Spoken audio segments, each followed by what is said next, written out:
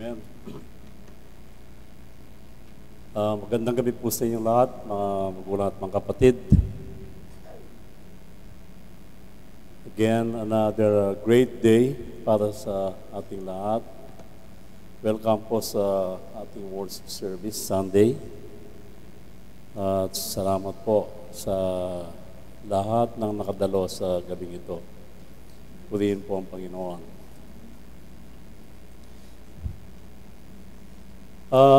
Yung nabanggit po ni Brother Gary sa isa pong panawagan, lalo na po ngayon, tag-init, huwag po tayo magtago ng mga pagkain dito po sa itaas, kumisan. Hindi lang po ngayon nangyari yan, madalas po diyan po sa kwarto na yan, nakabalot, nakatago, nakakalimutan po. So sana po, wag nating gawin yon. Kung meron mang mahilig magdala ng mga pagkain, ibulsa na lang para sigurado. Nangamoy po kanina. Napakasama yung amoy. Kaya sana po, wag nang ulitin. Masama po yun. Kasalanan pa. Amen.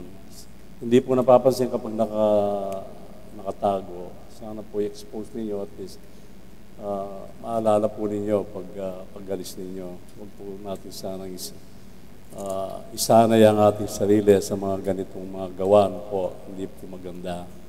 Marami po naapektuhan. Amen. Magandang gabi po sa inyo lahat, mga magulang at mga kapatid. Ang ating pong message sa gabing ito is about faith. Faith. Napakalaga po, mga magulang at mga kapatid, na alam natin kung saan po tayo nakatayo. Amen. Ang faith ng isang tao, ang pananampalataya ng isang tao ay napakalaking bagay po sa buhay po natin. Sapagkat, una sa lahat, dito po nakasalalay ang ating kaligtasan. Ang ating paniniwala, dito po nakasalalay. So dapat ang faith po natin ay pangawakan po natin mabuti. Pangalagaan po natin sa pangalan ng Panginoon. At bago po tayo magsimula, tayo po ay pansamandaling tumayo. Tayo po ay manalangin. Dakilang Diyos na banal, Diyos na mapagpala, at Diyos na makapangyarihan sa lahat. Patuloy po kaming nagpapasalamat sa iyong kabutihan sa bawat isa sa amin. Salamat po sa iyong abag. Salamat po sa iyong kapangyarihan. Salamat po sa lahat ng mga bagay na ginagawa mo sa buhay po namin. Mga pagpapala, mga pagsubok. Salamat po, Panginoon, sapagkat tayo sa iyong mga pangako, hindi mo po kami iniiwanan at hindi pinababayaan man. At sa gabing ito, nagpapasalamat po kami, paggamat taginit, Panginoon, patuloy mo po kaming binibigyan ng divine protection at inaalagaan. Salamat po sa kalakasan po namin, sapagkat ang lahat ng ito, aking pong buong pusong pinapasalamatan sa natatanging pangalan mo lamang. And we acknowledge your presence, O God, sa gabing ito.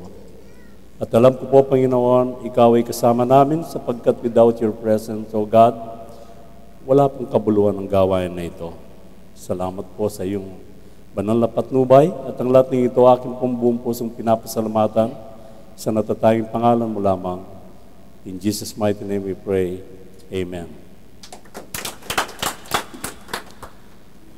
Mga magulang at mga kapatid, after hearing this message, pagkatapos po nating marinig itong maiksing message na ito, and later on, we can tell masasabi po natin kung gaano po tayo kalalam sa ating pananampalataya. Ang isang Kristiyano, mga magulang at mga kapatid, ay nasusukat po ang kanyang pananampalataya, ang kanyang pag-grow sa kanyang pagiging isang Kristiyano ayaw po sa antas ng kanyang pananampalataya. Kaya ang faith, mga magulang at mga kapatid, ay napaka-importante po sa buhay natin. So, dapat lang po na pangalagaan po natin ito. Katulad po sa ating message sa gabi pong ito, I would like to share to you about the Roman centurion, na kung gaano naghalak ang Panginoon sa kanyang pananampalataya na ipinakita niya sa ating Panginoong Jesucristo. So, ang laki ng kanyang pananampalataya, mga magulang at mga kapatid, ay pinuri ng ating Panginoong Jesucristo. Katunayan, ayon po sa Hebrews chapter 11, verse 1, ang pananampalataya ang siyang kapanatagan sa mga bagay na iniintay, ang katunayan ng mga bagay na hindi nakikita. Amen. So yun po ang biblical na kahulugan ng pananampalataya. Maniwala tayo, lalong-lalo na po sa mga bagay na hindi po natin nakikita. Mga magulang at mga kapatid, sa gabi pong ito, isang kagalakan sa ating lahat. Lalong-lalo na mga magulang at mga kapatid, kung pag-aaralan po natin ng Biblia, lalong-lalo na po dito po sa four gospel, napakatindi po ang pananampalataya na pinakita ng ibang mga tao kung paano po sila pinagaling ng Panginoon, kung paano po sila binigyan ng wisdom ng Panginoon upang ang kanilang mga pananampalataya, mga kapatid, ay isang magiging ehemplo sa atin ngayon sa henerasyon na ito. Dito po sa Luke chapter 7, verse 1, ang sabi po dito, nang matapos na niya ang lahat ng kanyang mga pananalita sa mga pakinig ng bayan, ay pumasok siya sa Capernaum. Dito po mga magulang at mga kapatid, ang tinutukoy po dito ang ating Panginoong Jesucristo. So, bago po nangyari ito, mga magulang at mga kapatid, ang Panginoon ay naglalakbay po at nagbibigay ng mga message, mga sermon sa iba't ibang dako ng bansang Israel. At kung ano po yung simula ng ating message sa gabing ito po ang pangwakas ng pagbibigay ng aral at turo ng ating Panginoon sa iba't ibang lugar sa bansang Israel noong panahon na yon. So, siya po ay nagbigay ng mga nag-preach, siya po ay nagkaroon po siya ng teaching sa mga multitudes, sa mga tao, as well as na nagbibigay po siya ng kagalingan sa lahat ng may mga sakit at karamdaman. Amen. Kaya kung titingnan po natin, mga magulang at mga kapatid, ang pakikinig ng salita ng Panginoon ay napakalaking alaga sa isang tao, sa isang believers na katulad po natin. Amen.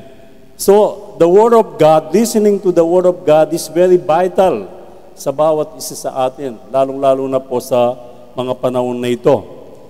Amen. At sa magitan po ng ating patuloy na pakikinig at pakikinig ng salita ng Panginoon, mga magulang at mga kapatid, dito po nanggagaling yung sinasabi natin na divine healing. Kaya ang sabi po ng Biblia, mga magulang at mga kapatid, kung walang how can they hear without someone preaching to them? Amen. So dapat kailangan po natin ng tagapagturo. Tandaan po natin, mga magulang at mga kapatid, sa ayaw at sa gusto mo, kailangan mo ang tagapagturo ng salita ng Panginoon. Kadalasan po tayo, meron po tayong mentalidad na nagbabasa naman ako ng Biblia. Kahit hindi ako nakapag-attend ng gawain natin, nagbabasa naman ako ng Biblia, hindi ko naman nakakalimutan ng Panginoon. mga magulang at mga kapatid, sa totoo lang, mali pong sistema yan. Kailangan mo ang tagapagturo. Amen. Kailangan po natin. It is very important. Amen. Kung babasahin lang po natin at walang tagapagturo sa ayaw at sa gusto mo, tatayo ka dun sa mga katuruan na kung minsan na hindi mo naintindihan. Kaya napakalaga, mga magulang at mga kapatid, kapag tayo po ay patuloy na nakikinig ng salita ng Panginoon. Katulad po dito, ang sabi nang matapos na niya ang lahat ng kanyang mga pananalita sa mga pakinig ng bayan. Pakinig. Amen. Pakinig. Hearing. Ang sabi po sa Romans 10:17, faith comes by hearing and hearing the Word of God. Amen. So ang pananampalataya po natin ay nanggagaling saan? Sa patuloy na pakikinig at pakikinig ng salita ng Panginoon. Amen. So, you have to prove your faith. Paano mo mai-prove ang faith mo, ang pananampalataya mo, samantalang hindi ka naman nakakapakinig ng salita ng Panginoon. So, you have to listen to the Word of God. Diyan po nanggagaling ang ating pananampalataya. Amen. And that is the way na we can prove that we have faith in God.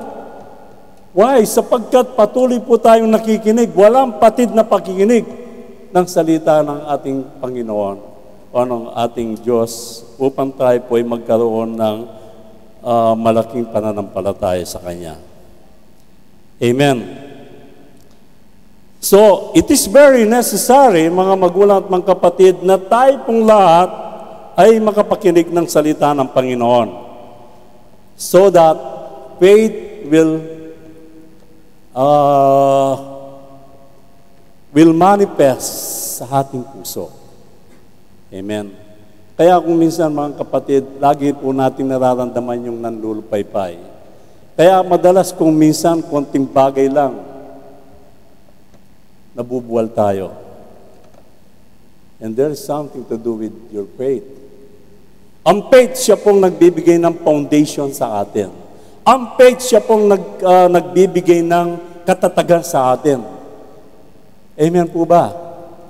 Kaya napakalaga po ang words na ito na i-apply po natin sa ating buhay. Amen. In verse 2, in the book of Luke, ang sabi po dito, at ang alipin ng isang centurion na minamahal nito ay may sakit at malapit ng mamatay. Amen. Dito po sa message na ito, meron pong isang centurion o isang Roman centurion o isang Roman, sasabihin po natin na ito po isang opisyal ng militar during that time. Sapagkat nung panahon na yon, mga magulang at mga kapatid, ang Israel po ay under the Roman government. So dito po merong isang centurion na minamahal nito, merong siyang isang alipin. Alam po ninyo, during the time, bihirang-bihira lang po. Ang isang master o isang centurion na katulad nito na may malasakit sa kanyang alipin. At noong panahon na yon, mga magulang at mga kapatid, ang mga alipin po ay binibili. Mapalad itong centurion na ito at nakabili siya ng isang alipin. Although meron pong batas ang Roman government, kapag binili mo ang isang alipin during that time, it is up to you kung anong gusto mong gawin sa kanya. Kung may sakit siya at wala ka ng pakinabang sa kanya, you have the right to kill him. Meron kang karapatan na patayin mo ito sapagkat binili mo siya as your servant. But, ang isang nakapagtataka dito, mga magulang at mga kapatid, isang Roman centurion na ang sabi dito, minamahal nito ay may sakit at malapit ng mamatay. Nagkaroon po siya ng malasakit dito sa kanyang alipin. Bihirang-bihira lang po ito during sa panahon noon. Amen. So, alam po ninyo, brothers and sisters, Kapag tayo po'y nakikinig ng salita ng Panginoon, ito po ang nagbibigay ng encouragement sa atin. Kapag tayo po'y laging nakikinig ng salita ng Panginoon, ito po ang nag-uudyok upang matutuhan nating mahalin ang ating kapwa. Amen. So, itong centurion na ito, itong Roman centurion na ito, mga kapatid, ayon po sa nasusulat kay siya. Iba yung kanyang pananaw sa kanya, sa mga tao na nasa ilalim ng kanyang kapangyarihan. Amen. Meron siyang authority.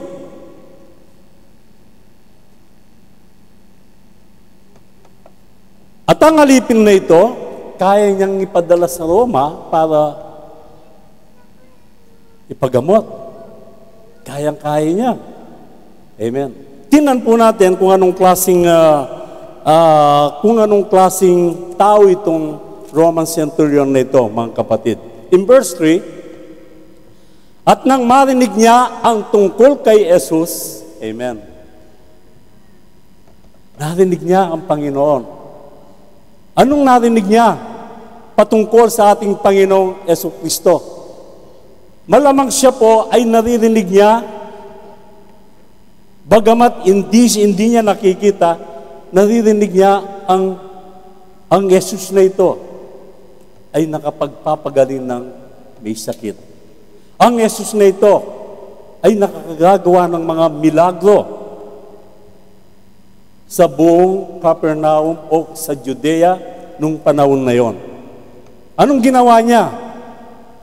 Ay pinaroon niya sa kanya ang matatanda sa mga Hudyo. Amen. Alam po ninyo, habang binabasa ko ito, ang sabi dito ay pinaparoon niya sa kanya ang matatanda sa mga Hudyo. Sino po itong mga elders na ito? Hindi po sila senior citizen na katulad ko.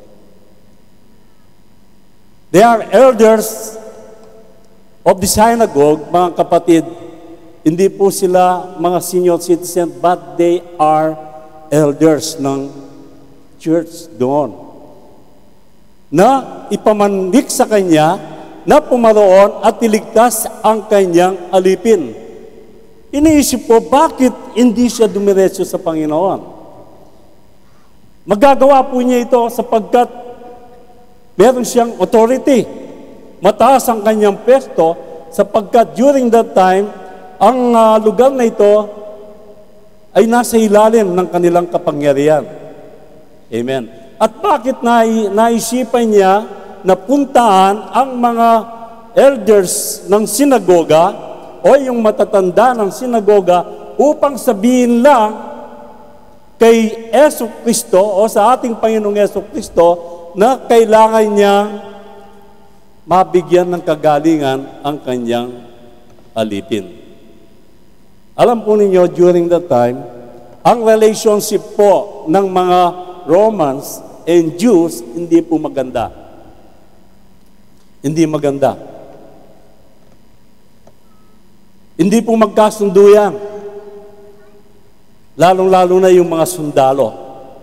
Hindi magkasundo yan. Wala silang proper bonding. Wala. So wala silang magandang relasyon sapagkat una sa lahat, ang mga Israelites ayaw nilang makisama sa mga entil na katulad nitong centurion na ito. Amen. Ayaw nila. According sa kanila, ayon sa kanila, they are contagious people. Ayaw nilang makipangimatok sa mga entil na katulad nitong centurion na ito. Amen. At kung ganun pala, mga kapatid, hindi sila pwedeng makipamatok. Bakit ang lakas ng loob niya para utusan sila na pumunta sa Panginoong Jesucristo upang iligtas ang kanyang alipin? Amen. So, tingnan po natin ang pangyayari. At nang magsidating sila kay Jesus, amen. So, itong elders na ito, nagpunta sila sa Panginoon. Nagsadya sila. Amen. Alam po ninyo, sabi nga sa aklat ng Santiago, or in James chapter 4 verse 2, you do not have because you do not ask God. Amen. Kayo'y wala sapagkat hindi kayo nagsisingi sa Diyos. Amen. So dito po mga kapatid, unti-unti pinapakita po nitong Roman centurion na ito ang kanyang pananampalataya sa Panginoon. Ano ang sabi ng mga elders nang sila po ay pumaroon sa ating Panginoong Jesucristo? Ang sabi dito, at nang magsidating sila kay Jesus, ay ipinamanik nilang mapilit sa Kanya. Amen. So kung babasahin po natin sa verse 4, sa wikang Ingles, ang sabi, and when they came to Jesus, they besought him instantly, saying that he was worthy for whom he should do this. At nang magsidating sila kay Jesus, ay pinamanik nilang mapilit sa Kanya na sinasabi, karapat dapat siya na gawin mo sa Kanya ito. Amen. Imagine, earnestly nakiusap sila sa Panginoon dahil sa centurion na ito. Anong reason? Amen. Bakit buong puso nilang ginagawa ito, mga magulang at mga kapatid? Bakit sila ay dapat, kung titingnan po natin, during that time, mas mataas ang mga Jew cases sa mga Gentile na ito? But kaya nilang inutusan itong mga elders na ito. Ano kaya ang pagkakilala sa centurion na ito, nitong mga Jew during that time? In verse 5, eto po, kaya nagpinipilit, nakiusap silang mahigi sa ating Panginoong Jesucristo. Ang sabi dito, sapagkat iniibig niya ang ating bansa. Amen. Alam po ninyo, during that time, kukunti lang sa mga Romans na may ganitong mga katangian na Gentile. Sapagkat iniibig niya ang ating bansa at ipinagtayo niya tayo ng ating sinagoga. Amen. Saan ka makakakita ng ganitong ibang nationality? Ibang reliyon na itatayo ka, tutulungan ka niya na magkaroon ng isang iglesia. Alam po ninyo, while I'm meditating this eksena, I remember, naalala ko po itong kasaysayan nitong upper room na ito, kung saan po tayo nag-worship ngayon. And during that time, mga magulang at mga kapatid, dahil tayo po ay nasa ibaba, at itong rooftop na ito, it is an open po ito, walang bubong. So dahil po lumalaki ang attendance ng church natin, during that time, 5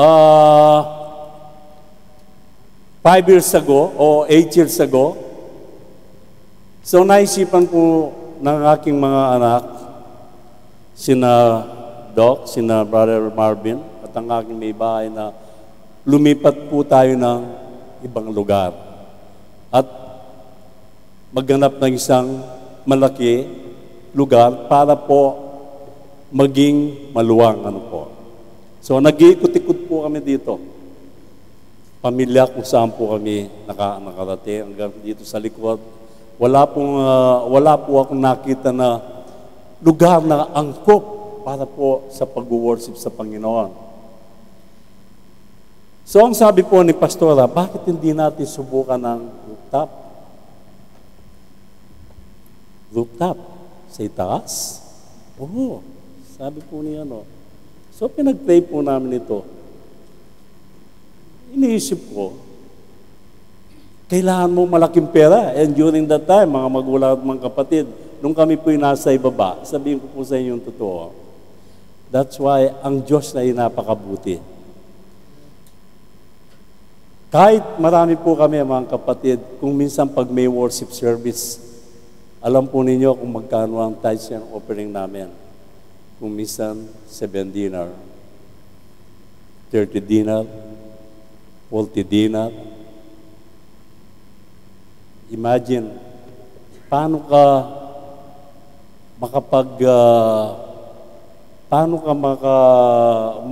paano may pagpatuloy ang ministry kung ganun lang, samantalang napakalaking bilya, napakalaking alaga, binabayaran mo. Mga kapatid, how many months na ako nag-aabono sa rental ng bilya? But I don't care. But ang nasa loob ko is to continue follow the will of God. Hindi ako tinawag ng Panginoon upang bayaran ng lahat ng mga expenses ng church, but I was called by God to minister for Him. Amen. Kaya ako po, mga magulang, mga kapatid, since the birth of Great Commission sa bansang ito, 1998, wala po akong alam na isang Biyernes hindi po kami nagkaroon ng gawain. Hanggang ngayon po ay hindi na ito ang gawain na ito. Amen. Why? Sapagkat ang Diyos na pinapangaral po namin, ito po ang Diyos na nakilala nitong centurion na ito. Amen. So, ang nangyari po, mga magulang at mga kapatid, pumunta ka po kaming mag-ama dito at si Pastora. Tinignan namin ito. Pwede. Now, ang problema, paano masimulan? Saan tayo kukuha ng pera? Wala tayong pondo. Wala tayong pondo. So, ang binigay po ng wisdom ng Panginoon, kausapin ang may-ari ng building. At hindi ko na po babanggitin ang pangalan. Although alam ko na siya po ay hindi natin kalay at ibang pananampalataya, but God spoke to us na kausapin. At sabi ko, pinuntahan ko sila, sabi ko, Madam, I'm looking for a place to worship. So, naisipan po namin na yung rooftop ng bilya ninyo, yun ang gagamitin namin. Ang sabi niya, paano gagamitin yun? Walang bubog. Lagyan ninyo ng tolda, mainit, di pwede.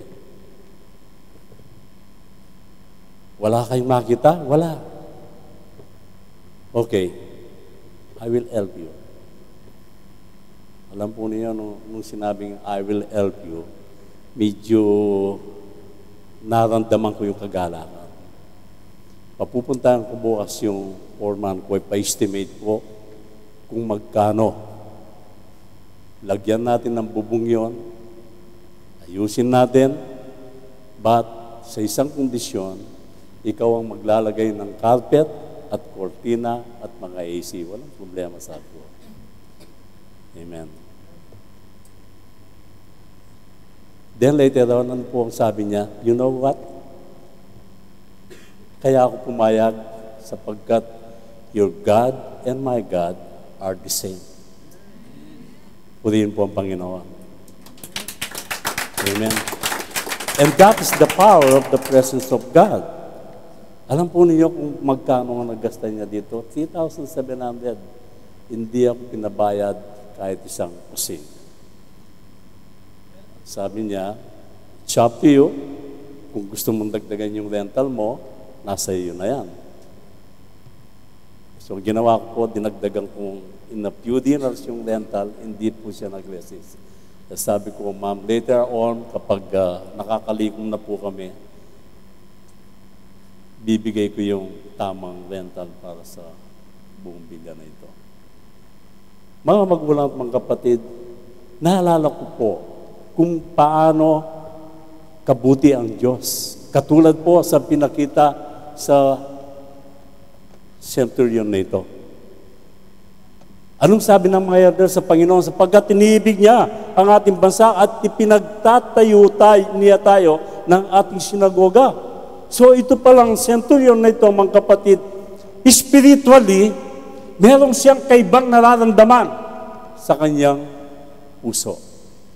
Katulad din natin, mga magulang at mga kapatid, kapag tayo po'y napatapat sa isang Diyos at nakilala natin ang tunay na Diyos na makapangyarihan sa lahat, mga magulang at mga kapatid, God will change your life. Katulad dito, mga magulang at mga kapatid, siya po isang Romano. When he met Jesus Christ, nagkaroon po siya ng transformation.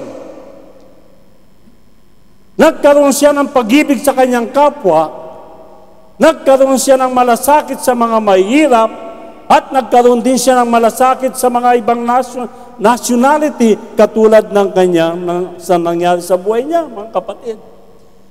Imagine, pumunta lang sila, sinakop lang ang bansang ito. But later on, saan ka makakakita ng ganitong uri na nationality? Papagawa ka pa ng church na katulad ng nangyari po sa iglesyang ito.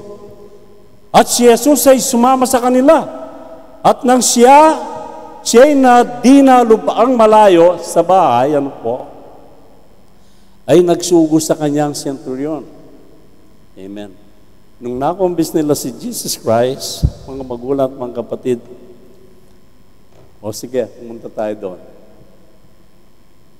Alam po niyo, nung nasulapan nitong centurion, napapalapit na si Jesus Christ, ito po yung pinakamagandang eksena. Inutusan kaagad yung kanyang mga kasama. At ang pinasabi niya, at si Jesus ay sumama sa kanila, at nang siya'y dinalubang malayo sa bahay, ay nagsugo sa kanya ang centurion ng mga kaibigan. Amen. Bakit siya nagsugo? Na nagsisipagsabi sa kanya, Panginoon, amen. Lord! Tinawag pa niya na Panginoon. Amen. It is very amazing. Amen. Nakikilala niya ang Diyos. Panginoon, huwag ka nang maligalig, sapagkat di ako karapat-dapat na ikaw ay pumasok sa silong ng aking bubungan. Lord, I am unworthy. Hindi ka na dapat pumasok dito sa aking bubungan. Anong nakikita po natin, mga kapatid? Ang taong ito ay lumapit sa Panginoon na walang kayabangan. Lumapit sa Panginoon, siya'y punong-puno ng pagpapakumbaba. He acknowledged that he is unworthy. In-acknowledge niya na siya isang maruming basaan lamang. And that is the way, brothers and sisters, kung paano po natin, one of the ways kung paano po natin napapakilos ang kamay ng Panginoon. Ang gusto ng Panginoon, kapag lumalapit po tayo sa Kanya, ipakita natin, acknowledge natin na tayo ay isang taong makasalanan. Ang gustong marinig ng mga tao na magmula ang gustong marinig ng Panginoon sa atin, mga kapatid, kapag lumalapit tayo sa Kanya, acknowledge natin na tayo ay unworthy sa Kanya. Tayo isang maruming basaan lamang, na wala tayong pwedeng ipagmalaki sa Kanya. Hindi katulad ng ibang nananalangin, mga kapatid. Amang Diyos, hindi po ako katulad nitong isang ito. Mabait ako, Panginoon. Hindi katulad nito, magnanakaw. Lahat ng mabuti, Panginoon, ay ginagawa ko. Hindi ganon. But itong taong ito, brothers and sisters, intimano, nagpakumbaba na siya. Lord,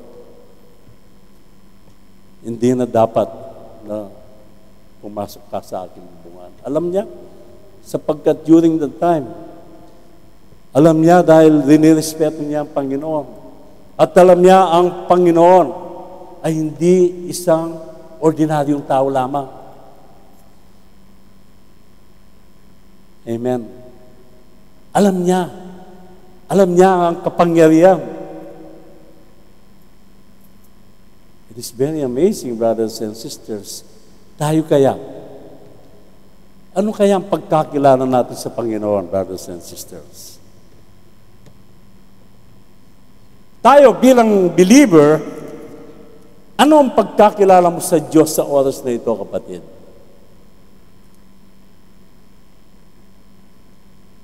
How you approach God? Paano tayo lumalapit sa Panginoon? Tinatanggap ba natin na tayo isang makasalanan? Tinatanggap ba natin na tayo isang magnanakaw? Tinatanggap ba natin na tayo isang sinungaling? Inaamin ba natin yan? Yes, but yung mga iba, mga kapatid, kapag lumalapit sila sa Panginoon, ay punong-puno ng pride. Yan ang ayaw ng Diyos. Yan ang ayaw ng Panginoon. Kaya sabi niya, Panginoon, huwag ka nang maligalig, sapagkat di ako karapat-dapat na ikaw ay pumasok sa silong ng aking bubungan. Amen. Next verse. Dahil dito, hindi ko inakalang ako'y karapat-dapat. Karapat-dapat man lamang pumarihan sa iyo. Datapwat, sabihin mo ang salita at gagaling ang aking alipin. Amen. Lord, sabihin mo lang, sa isang salita ay gagaling ang aking alipin. And that is the power of the word. Amen.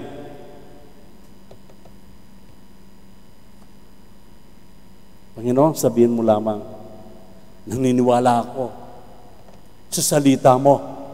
Lord, naniniwala ako sa mga promise mo, sa mga promises mo. Amen.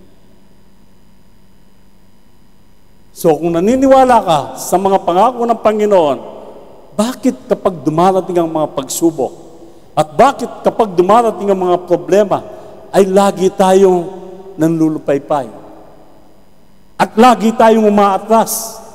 If you believe in the promises of God, mga magulang at mga kapatid, kung naniniwala ka sa salita ng Panginoon na katulad nitong centurion na ito, brothers and sisters, dapat kailanman ay hindi ka babagsak sa iyong pananampalataya.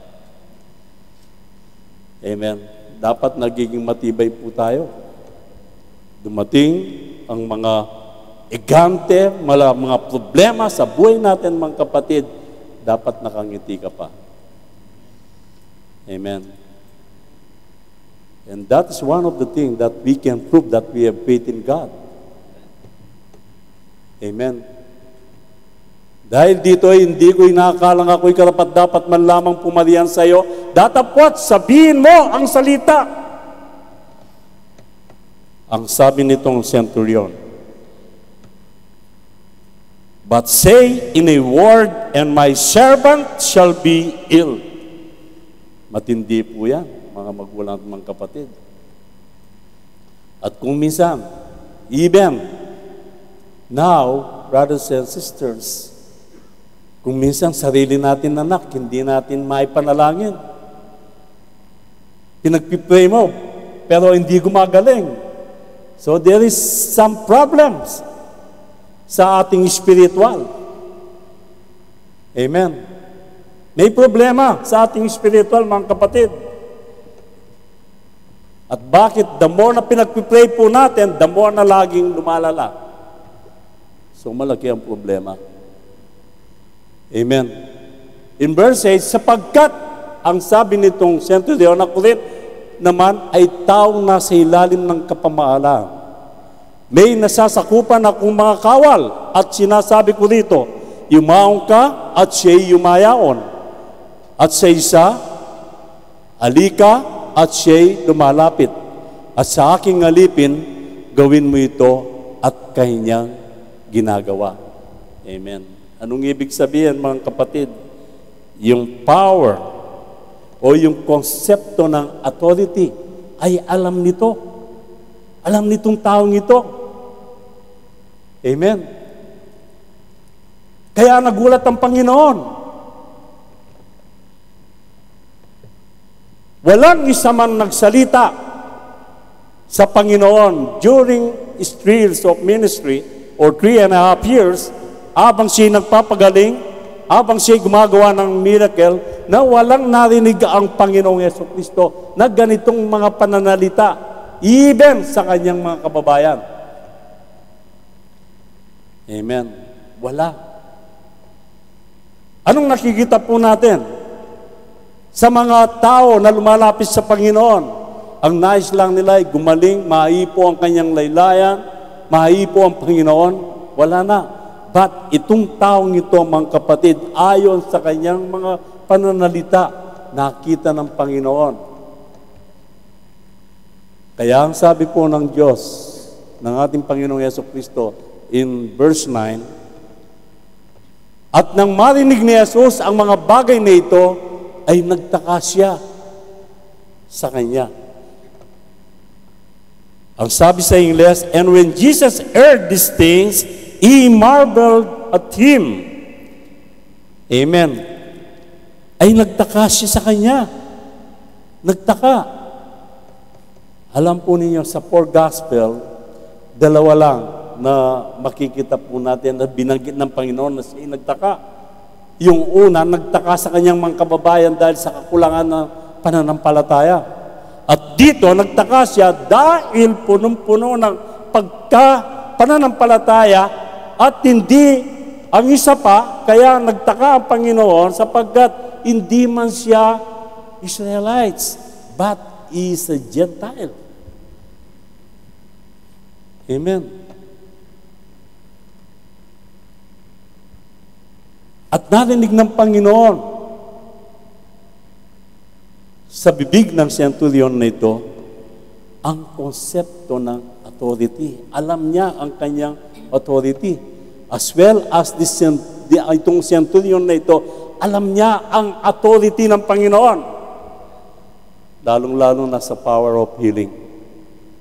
At nang marinig ni Jesus ang mga bagay na ito, ay nagtaka siya sa kanya at lumingon at sinabi sa karamihang nagsisunod sa kanya, sinasabi ko sa inyo, ang sabi ng Panginoon, hindi ako nakasumpo ng ganitong kalaking pananampalataya, hindi kahit sa Israel man. Matindi po, mga magulang at mga kapatid. Amen. So, isang militar. Amen. Alam po ninyo, ang daming pinapakita ang Panginoon. Hindi siya natakot sa kanyang gobyerno na rinirepresent. Hindi siya natakot. Itong kanyang alipin, kayang-kaya niyang ipadala sa ibang bansa para po siya gumaling. Sapagkat may pera. Imagine, napapagawa niya ang mga sinagoga. Nagagastuhan niya na makapagtayo ng mga simbahan ng mga Udyo during that time o mga templo. So, kayang-kaya niyang ipagamot. But, ibang kapangyarihan ang nakita niya sa ating Panginoong Jesucristo. Amen. Mga kapatid, sa oras na ito, kung tayo po bilang isang mananampalataya, ano kaya ang dapat na pagtakang sa atin ng Panginoon? Ano kaya ang mga bagay na dapat nating maipakita sa Kanya upang siya ay lubos na magtaka sa atin? O maggulat man sa atin. Ano kaya ang pwede nating ipakita sa Panginoon? Gaano ba kalalim ang ating pananampalataya sa Diyos? Gaano pa katibay ang iyong pananampalataya sa Panginoon sa oras na ito, mga magulang at mga kapatid? Tandaan po natin, brothers and sisters, God is looking for a true worshiper. Sa panahon na ito, ang Diyos ay naghanap ng tunay na worshiper sa Kanya, katulad nitong centurion na ito. Katulad ng isang Romano na ito, isang entel, mga magulang at mga kapatid. Napakalakas ang kanyang loob. Hindi siya natakot. Amen. Kailan kaya makikita ng Diyos sa atin na kaya natin ipagtanggol ang ating pananampalataya? Kailan po natin kaya maipapakita sa Panginoon ang pananampalataya natin kahit dumating ang mga gabundok na problema sa buhay natin, nandun pa rin po tayo nagpipraise the Lord. Amen. Kaya ito po, isang paalala po sa ating lahat, mga magulang, mga kapatid. Lalong-lalo na po tayong may mga ministry sa church ng Panginoon. Tayong lahat ay ginagamit ng Diyos. Tayong lahat dapat nagiging ehemplo sa kanyang iglesia. At dapat hindi po makita sa atin yung mga idle words sa buhay po natin. Once you stand on this pulpit, once na ikaw ay tumayo dito, it means to say you are giving some messages sa mga tao. Once na tumayo ka dito at nagpuri sa Panginoon, dapat ikaw ay maging ehemplo. Ano man ang mga problema na dumarating sa iyo, brothers and sisters, you have to hold on. At huwag mo sabihin, magpahinga muna ako. Mali ka. Huwag mo sabihin, tagapakinig muna ako. Mali ka, brothers and sisters. At dapat, kapag tumayo po tayo dito, at ibinilang mo ang sarili mo na isang manggagawa ng Panginoon, mga magulang at mga kapatid, walang tayong marinig na idle words sa bibig mo. Ano man ang mga bagay, ano man ang mga pagsubok, you have to hold on the Word of God. Amen. Katulad nitong centurion na ito, mga magulang at mga kapatid, marami siyang mga hawak na mga tao under his authority. Pero hindi niya ginamit yung kanyang kapangyarihan. But still, ang kanyang pinakita, ang mismong sambahayan niya, ang kanyang minahal. Ang kanyang alipin. Yung mga sinasabi natin na rejected people, yun ang kanyang minahal. Amen. Kaya mga kapatid, ito po isang paalala po sa atin na anumang bagay na dumarating po sa atin bilang isang mananampalataya, ipakita po natin ang tunay nating faith, una sa lahat sa Panginoon at pangalawa sa ating mga kapatiran. Mahalin natin, gaano man kalme ang tao na yan, you have to love. Dapat magmalasakit po tayo sa kanila katulad nitong pagmamalasakit nitong centurion na ito sa kanyang alipin. Amen. At doon lang malulugod ang Diyos sa atin. Amen. Kaya mga magulang at mga kapatid, in verse 10, ang sabi po dito, at pagbalik sa bahay ng mga sinugo, ay kanilang naratnan, magaling na ang alipin. Amen. And that is the power of the Word. Imagine, hindi man lumapit ang Panginoon, but spiritually, yung kanyang pagka-Diyos ay nandoon at siyang nagpagaling dito sa alipin. Physically, hindi nakita nitong alipin ang Panginoon, but yung ang pagka-Diyos ng ating Panginoon, brothers and sisters, hindi po nakakompine sa isang lugar lamang. Ang pagka-Diyos ng ating Panginoong Jesucristo ay kahit saan ay nandiyan po yan. Amen. Bagamat hindi niya nakausap itong taong ito na inilapit nitong entil na Romano na ito, mga magulang at mga kapatid, siya po ay tumanggap ng kagalingan sa pangalan ng Panginoon. Amen. Yan po ang pananampalataya itong Romanong centurion na ito. Kaya mga magulang, mga kapatid, napaka-importante po ng faith natin. Ang sabi nga ng Biblia, faith can move mountains. Amen. Sa magitan po ng ating mga pananampalataya, tandaan po ninyo, gaano mang kabigat ang problema, ang sakit at karamdaman na taglay mo, walang imposible sa Diyos. Ang lahat ng mga bagay ay nagagawa po ng Panginoon. Kaya mga kapatid, huwag natin pababayaan ang ating faith, ang ating pananampalataya. Lalong-lalo na po kayong mga naglilingkod sa Panginoon. Amen. Kayo ang ginagamit ng Panginoon. Kayo ang daluyan ng kanyang mga pagpapala. Sana mga kapatid, huwag po nating isara ang ating mga kamay para sa lahat. Amen. So tayo po tumayo.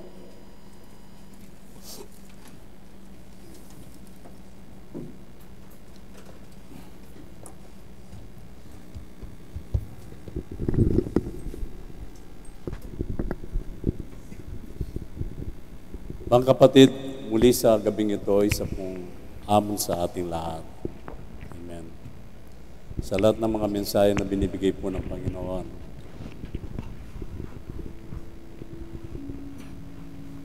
and I would like to share to you this tonight bago po tayo mag-pray, mga magulang at mga kapatid.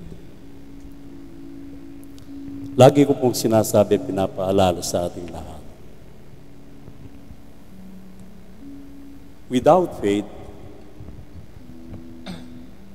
kahit sinasabi natin na bless ka sa isang message, kung wala kang faith, it is nothing. Naniniwala po ba kayo? Gaano man katindi na dumating sa iyo ang isang mensahe ng Panginoon, without faith, ay wala rin. So, ang faith po natin, mga kapatid, ito po ang nag-uudyok sa atin upang ang salita ng Panginoon ay magkakaroon ng manifestation sa buhay po natin. Kaya ang sukatan po dito, mga magulang, mga kapatid, mismo ang ating pananampalataya sa Panginoon. Mismo ang ating faith na dala-dala. Ito po ang nagbibigay ng manifestation kung paano po tayo nagiging matatag sa ating buhay. Kaya sa gabing ito, mga magulang at mga kapatid, pangawakan po natin ang ating pananampalataya sa ating Panginoong Jesucristo. Maniwala ka, brothers and sisters in Christ, si Jesus ang siyang muling babalik. Maniwala ka, si Jesus ang makikita po natin ng mukhaan. Wala nang ibang tagapagligtas maliban sa atin, mga kapatid. Sa ating Panginoong Jesucristo, hindi mo na kailangan ang elders para ikaw ay makalapit sa Kanya. Hindi mo na kailangan ng sino man.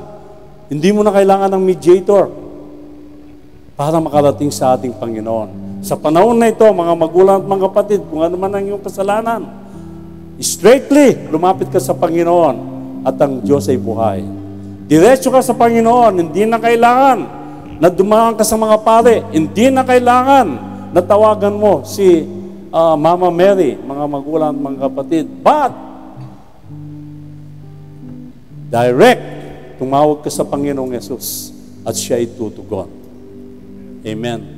Yan po ang kapangyarihan ng Panginoon. Ipakilala mo ang faith mo sa Diyos.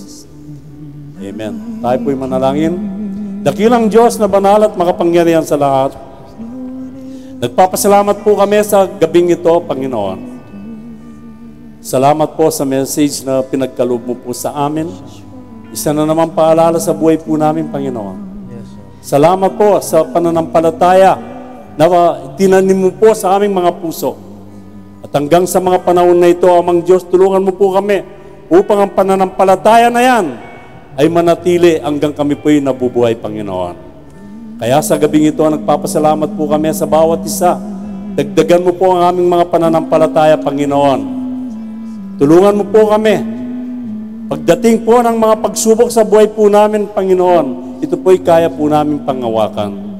Kaya sa gabing ito, Panginoong Diyos na banal, Nananampalataya po kami, Panginoon, na ang lahat ng aming mga panalangin ay inyo nang tinugon. Lahat ng mga sakit at karamdaman sa aming lupang katawan, Panginoon, ito ay pinagaling mo na, Panginoon. Kaya sa gabing ito, salamat po, Amang Diyos.